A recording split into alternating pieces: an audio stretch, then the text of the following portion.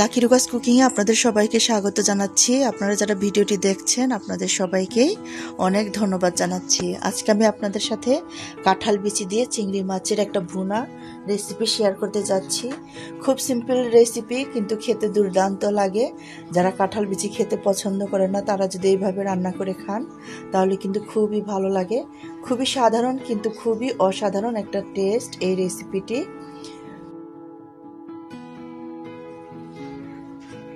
রেসিপিটি করার জন্য এখানে আমি কাঁঠাল বিচি সুন্দর করে কেটে ধুয়ে নিয়েছি। তারপর এখানে আমি নিয়েছি চিংড়ি মাছ, এটাকে আমি খুব ভালো করে ধুয়ে পরিষ্কার করে নিয়েছি। তারপর এখানে আমি দিয়ে দিলাম লবণ আর হলুদ, দিয়ে এটাকে মেখে বেশ কিছুক্ষণ রেখে দেব। মূল রান্নায় চলে আসছি। রান্না করার জন্য কড়াইয়ে 2 টেবিল চামচ তেল দিয়ে দিলাম। তারপর এখানে আমি চিংড়ি মাছগুলো যে রেখেছিলাম হলুদ লবণ মাখিয়ে এটা আমি হালকা করে ভেজে নেব।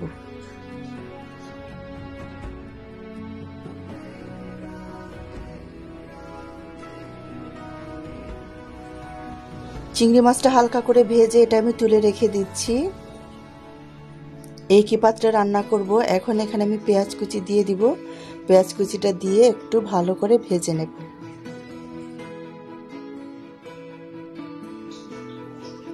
পেঁয়াজটা ভাজা হয়ে গেলে এখানে আমি রসুন বাটা দিয়ে দিলাম 1 টেবিল চামচ, আদা বাটা দিয়ে দিলাম 1/2 চা চামচ।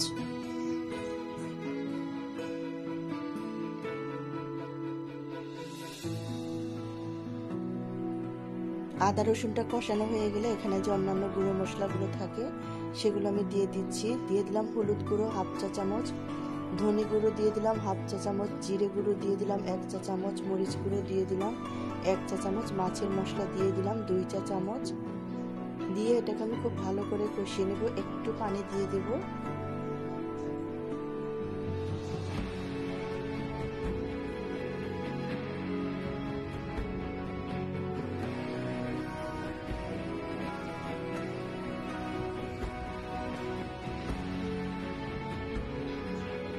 তারপর আমি এখন এখানে দিয়ে দিব লবণ। লবণ দিয়ে দিলাম 1 চা চামচ।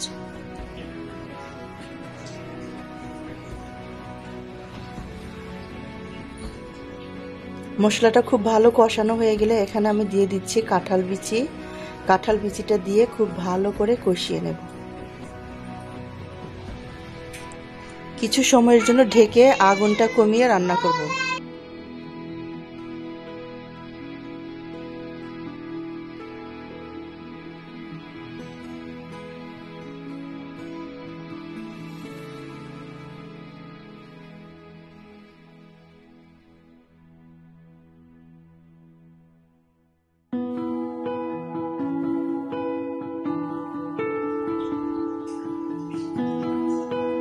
তো কাঁঠাল বিচিটা একদম কষানো হয়ে গেছে, এটা কিন্তু সেদ্ধ হয়ে গেছে।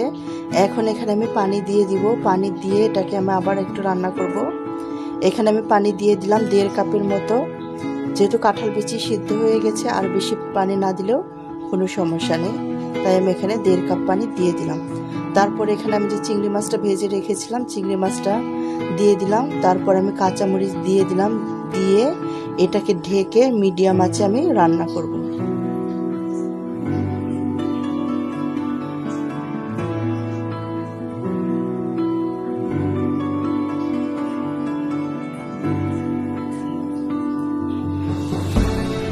ঢাকনা খুলে হালকা নেড়ে চেড়ে নিচ্ছি। পানিটা একটু শুকিয়ে নিচ্ছি।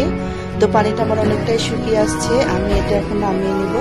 আপনারা যারা এতক্ষণ আমার সাথে ছিলেন, আমার পুরো ভিডিওটি শেষ করে দেখেছেন, আপনাদের সবাইকে অনেক ধন্যবাদ জানাচ্ছি। এটা গরম গরম ভাতের সাথে খেতে খুব ভালো লাগে।